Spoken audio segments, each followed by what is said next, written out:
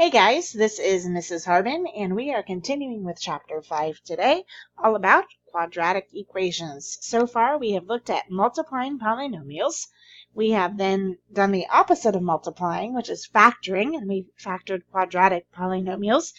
Excuse me. And then we solved these quadratic polynomials by factoring, setting each of our factors to 0 and figuring out what our variable was equal to. Today we're going to look at a different way to solve quadratic equations, and that is through taking roots. Our biblical correlation for this unit is from 1 Corinthians 12:12, which says that the body is a unit, though it is made up of many parts, and though all its parts are many, they form one body. So it is with Christ. Again, we've talked over and over about how math is not used in isolation. The different operations are not used in isolation. Math is complex, just like all of humanity and all of the church, and we have to work together and use all of the parts to function the way that we should. Our lesson objective for today is that you, the student, will solve quadratic equations by taking roots and simplify radicals, including those with negative radicands. So we're going to do a couple of things. We're going to solve by taking roots. So we're going to have to learn how to take roots. We are going to simplify radicals, and we're also going to learn a little bit about negative radicands and how to apply rules regarding negative radicands when we're simplifying.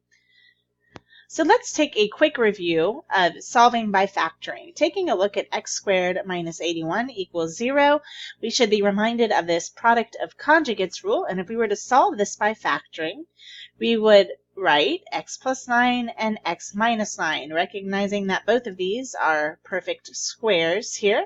We've got x plus 9 and x minus 9. We would then take each of those factors and set them equal to 0 and solve each of these for x. So we would find out that x equals negative 9 or x equals 9. Well, when we are dealing with roots, we can actually go about solving these equations a different way, and that's what we're looking at today. So we are going to solve instead by taking roots, recognizing that we have an x squared term here. The first thing that we're going to do is isolate that squared term. So we're going to add 81 to both sides, and that brings us to x squared equals 81. Our second step is to take in this case, because it's a squared term, we're going to take the squared root of both sides. So we have the squared root of x squared and the squared root of 81. Hopefully you remember that square roots undo squared exponents. These are inverse operations. They undo each other. So what we're left with is x is equal to the square root of 81.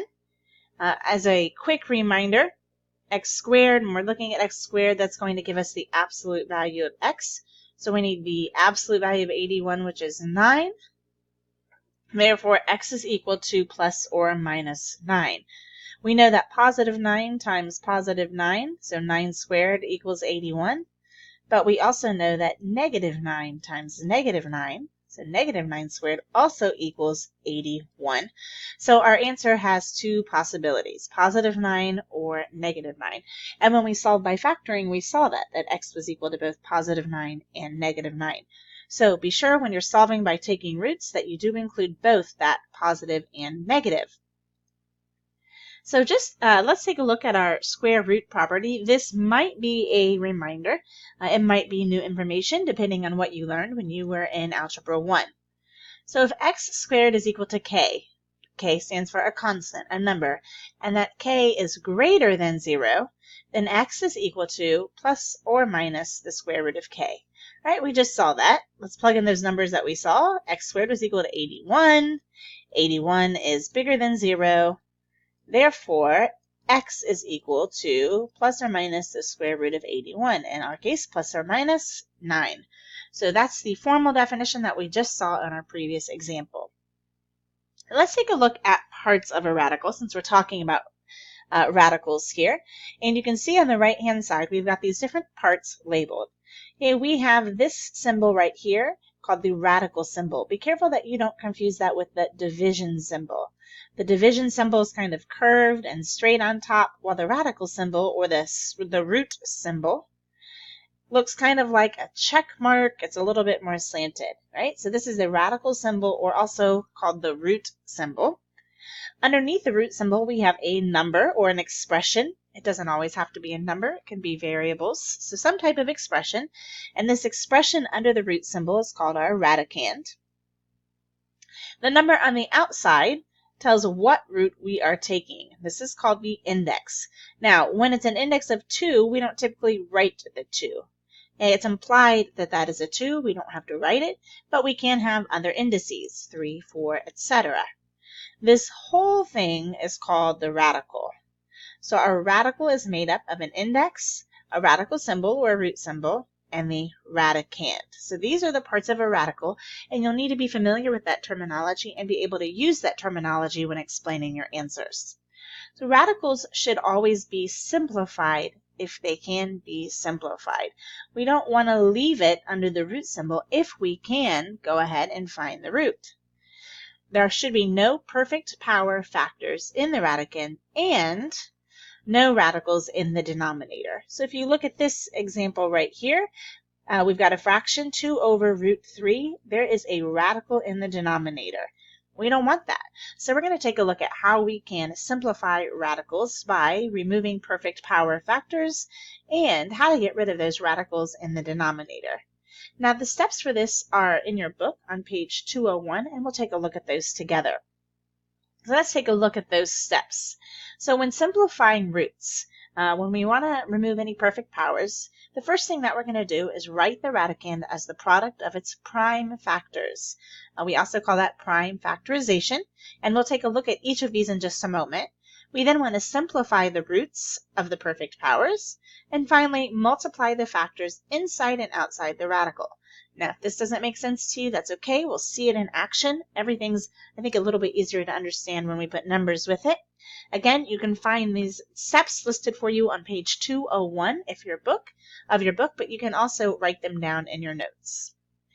When rationalizing the denominator, what that means is to get the denominator or get the radical out of the denominator. So in this example, 2 over the square root of 3, we want to rationalize the denominator to get that radical out of the denominator. To do that, we would first simplify the numerator and denominator if we can, and multiply both the numerator and the denominator by the radical that makes the radicand and the denominator a perfect power. And finally, we'll simplify the numerator and denominator and reduce the fraction if necessary. Now, this is a whole lot of words, so let's take a look at what that looks like in action. So here are our steps one more time. For part A, we're going to simplify this root, and for part B, we're going to simplify and rationalize the denominator. So let's look at part A. Part A says first to write the radicand as the product of its prime factors. Prime factorization here, let's see. We've got 5 times 90. 5 is a prime number, so we can stop. 90, we've got 9 times 10. Neither one of these are prime numbers. 9 is 3 times 3. Those are both prime numbers. And 10 is 2 and 5. So we have done the prime factorization of that, and we are going to rewrite that as a product of its prime factors. So we've got 2 times, let's see, we've got 3 times 3, so let's write that as 3 squared, and 5 times 5, 5 squared. Okay, if we were to break that part, we would have the square root of 2 times the square root of 3 squared times the square root of 5 squared.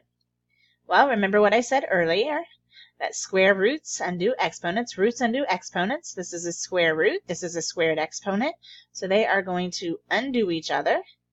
And so we're left with the square root of 2 times 3 times 5. We have one factor that's still inside the radical and 2 factors that are now outside the radical. So we just completed step 2. Step 3 is to multiply the factors inside and outside the radical. Outside the radical, I have 3 times 5, which is 15. And inside the radical, I have only a 2, so that stays there. We would write that then as 15 square root of 2. Here, the square root symbol functions kind of like a grouping symbol. The implied operation here is multiplication. 15 times the square root of 2. All right, so that's our first one, simplifying radicals. Let's take a look at rationalizing the denominator. The first thing that we want to do is simplify the numerator and the denominator. And I'm going to write this as 2 square roots. This is the same thing as square root of 50 over the square root of 3. 3 is already a prime number. I can't simplify it anymore, but I can, using prime factorization, simplify my square root of 50, and 50 breaks down to 5 squared times 2, 25 times 2, all over the square root of 3. I'm going to simplify this again and get square root of 5 squared times the square root of 2, all over the square root of 3. I'm going to then follow step 2 here, simplify the roots of the perfect powers. I know 5 squared, that's a perfect power, and the root will undo that. So I'm left with 5 times the square root of 2, all over the square root of 3. All right, so that was step 1, simplify the numerator. I can't do anything to the denominator.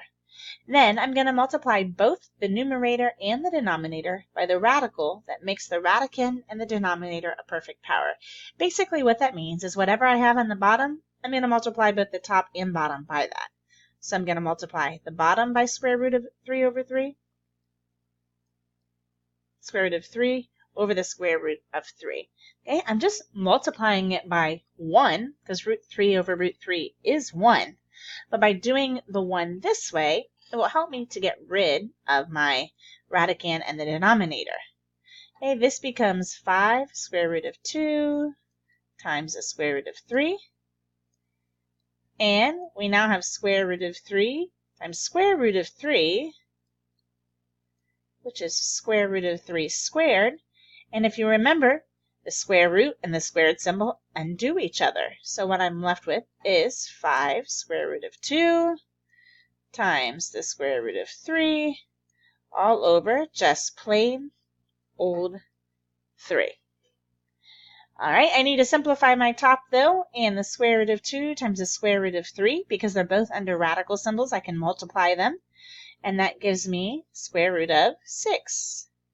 So 5 square root of 6 all over 3. My final step would be to simplify the numerator and the denominator and reduce the fraction if necessary. And I cannot reduce anything here. 5 over 3 does not reduce. So that is my final answer on rationalizing the denominator. Again, hopefully that's a bit of a review for you, but if not, we can definitely practice that some more in class. All right, so how can we use this to solve quadratics? Well, we're going to isolate the squared expression on one side of the equation. Then we'll take the square root, and finally we'll simplify the radical. Let's take a look at that in action. We're going to solve 3x squared minus 100 equals 0. Don't pay attention to this radical symbol, it'll show up later. So first, isolate the squared expression. So we have 3x squared is our squared expression equal to 100. We're going to get the x squared term by itself. It's still not isolated, so let's divide both sides by 3, which gives us x squared equals 100 over 3. Then we need to take the square root of both sides. Well, the square root of x squared is x, and the square root of 100 over 3 is plus or minus the square root of 100 over 3. Let's rewrite that as the square root of 100 over the square root of 3. And then use what we know on simplifying radicals and rationalizing the denominator. The square root of 100 is just 10. Square root of 3 can't be simplified, so it's left alone. Let's rationalize the denominator by multiplying both the top and the bottom by whatever's on the bottom here, root 3 over root 3. Root 3 times root 3 is just 3 on the denominator, and 10 times root 3 is 10 times root 3 on the numerator. If we could simplify it anymore, we would, but we can't. So our final answer is x equals plus or minus 10 times the square root of 3 over root 3. Now, this takes us through the first half of this lesson. The second half, we'll take a look at how to solve maybe more complicated quadratic equations, but also what to do with negative radicands.